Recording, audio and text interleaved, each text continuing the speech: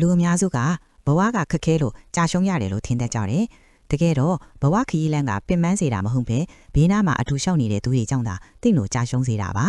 မိမိဘေးနားမှာရှိနေတဲ့သူတွေကတကယ်ပဲအားပေးဖေးမမဲ့သူတွေလားဆိုတာသိနိုင်ဖို့ဒီဗီဒီယိုကိုအဆုံးထိကြည့်ရှုနိုင်ပါ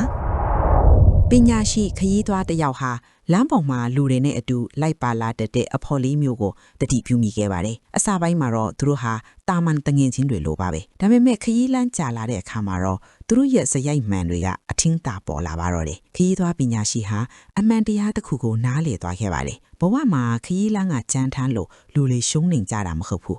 အဖော်မားလို့သာလမ်းကူလပ်မှာပြိုလဲကြတာပါပထမဆုံးအဖော်ကတော့အမြဲတမ်းအလင်းစလိုလုပ်တဲ့သူဟာသူဟာဘာကူမှတေချာမစင်းစားပဲအလင်းစလိုလှုပ်ဆောင်လေးရှိတယ်တစ်ဖက်လူစကားမဆုံးခင်မှာပဲသူကအရင်ဆုံးတုံ့ပြန်တတ်ပါတယ်လမ်းကွေရောက်ရင်သူကအတင်းပြေးတယ်လမ်းပေါ်မှာကြောက်ခဲတွေ့ရင်လေဒေါသတကြီးကန်ထုတ်ပစ်ပါတယ်မကြခင်မှာပဲသူ့ပတ်ဝန်းကျင်မှာတင်းမာမှုတွေနဲ့တည်နှက်လာပါတော့တယ်ဘာမဟုတ်တဲ့ကိစ္စလေးတွေနဲ့ရန်ဖြစ်မယ်တည်ငြိမ်မှုတွေပျောက်ဆုံးသွားမယ်စိတ်ပညာအရာပြောရရင်သူဟာခဏတာစိတ်ခံစားချက်ရဲ့ကြုံဖြစ်နေသူပါဒီလိုလူမျိုးနဲ့ခရီးအတူသွားရတာဟာမုံတိုင်းထဲမှာလမ်းလျှောက်နေရတယ်လို့ပါပဲခရီးလမ်းတာဝေးလို့ပင်ပန်းတာမဟုတ်ပဲသူတို့ဖန်တီးတဲ့ပြဿနာတွေကြောင့်တင်ပင်ပန်းရတာဖြစ်ပါတယ်တွေးခေါ်ရှင်စပီနိုဇာကပြောခဲ့ပူပါတယ်မိမိရဲ့စိတ်အလိုကိုမထိန်နိုင်သူဟာမိမိကိုယ်ရရဲ့တခင်မဟုတ်ပဲကံကြမ္မာရဲ့ဂျွန်လာဖြစ်ပါတယ်ဒုတိယအဖော်ကတော့ကောင်းကိုအငဲမောက်ပြီးလိုင်းလျှောက်တတ်သူပါသူတခါမှမရောက်ဘူးတဲ့လိုင်းတွေအကြောင်းကိုသူကပဲအကုန်သိတယ်လို့လိုက်ပြောတတ်ပါတယ်ကို့အမားကိုမမြင်ပဲတခြားလူရဲ့အမားတွေကိုပဲ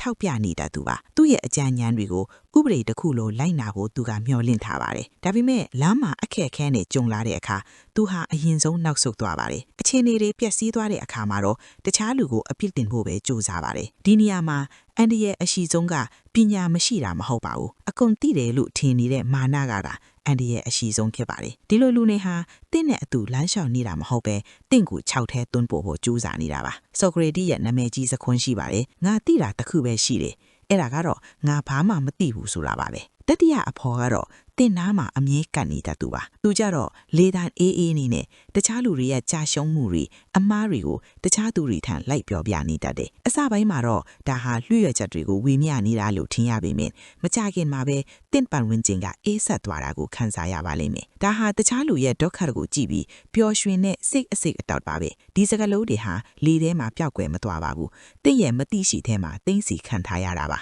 သူတို့ဟာတင့်ရဲ့ကမာကြီးကိုတန်တရားတွေနဲ့အစိုးမြင်မှုတွေနဲ့အယောင်ဆိုးပြပါတယ်သူတို့ခြံထားခဲ့တဲ့အသွေးတွေဟာတင့်အတွက်အလွန်လေးလံလွန်ပါတယ်မားကတ်အော်ရေလီယပ်ကရေးသားခဲ့ပါတယ်တင့်ရဲ့စိတ်ဟာတင်တွေးတော့တဲ့အသွေးတွေရဲ့အယောင်အတိုင်းပြောင်းလဲသွားတတ်ပါတယ်စတုထအဖော်ကတော့တင့်ဘေးမှာရှိနေပေမဲ့သူ့ကဘာနဲ့သူနေတတ်သူဟာသူဟာသူ့ရဲ့အောင်မြင်မှုတွေသူ့ရဲ့ဒဏ်ရာတွေအကြောင်းကိုအဆုံးမရှိပြောနေတတ်တယ်တင်စကားပြောတဲ့အခါသူနားမထောင်ပါဘူးသူပြန်ပြောဖို့အလတ်ကိုပဲစောင့်နေတာပါနားမထောင်ပေးခြင်းမရှိတဲ့ခရီးလမ်းဟာလူအုပ်ထဲမှာတယောက်ထဲလမ်းလျှောက်နေရတယ်လို့ပါပဲစစ်မှန်တဲ့စကားပြောဆိုခြင်းဆိုတာအသက်ရှူသွင်းရှူထောက်တာနဲ့တူပါတယ်နားထောင်ခြင်းဆိုတဲ့ရှူသွင်းခြင်းမရှိရင်ဒီဆက်ဆံရေးဟာအချိန်တိုင်းရင်အသက်ရှူကြပြီးတည်ဆုံးသွားပါလိမ့်မယ်လာအော်စုကရေးသားခဲ့ပါတယ်တစ်ဖက်လူရဲ့နှလုံးသားကိုရခြင်းရင်အရင်ဆုံးသူတို့ကိုလွတ်လပ်စွာပြောဆိုစေလိုက်ပါနူးညံ့ခြင်းဟာမာကြောခြင်းကိုအမြဲတမ်းအနိုင်ယူပါတယ်လမ်းဆုံးတဲ့အခါမှာတော့ခရီးသွားပညာရှိဟာရိုးရှင်းတဲ့အချက်တစ်ခုကိုတွေ့ရှိခဲ့ပါတယ်ပညာရှိတဲ့အဖော်မွန်တင်နဲ့လမ်းလျှောက်ခဲ့သူတွေဟာ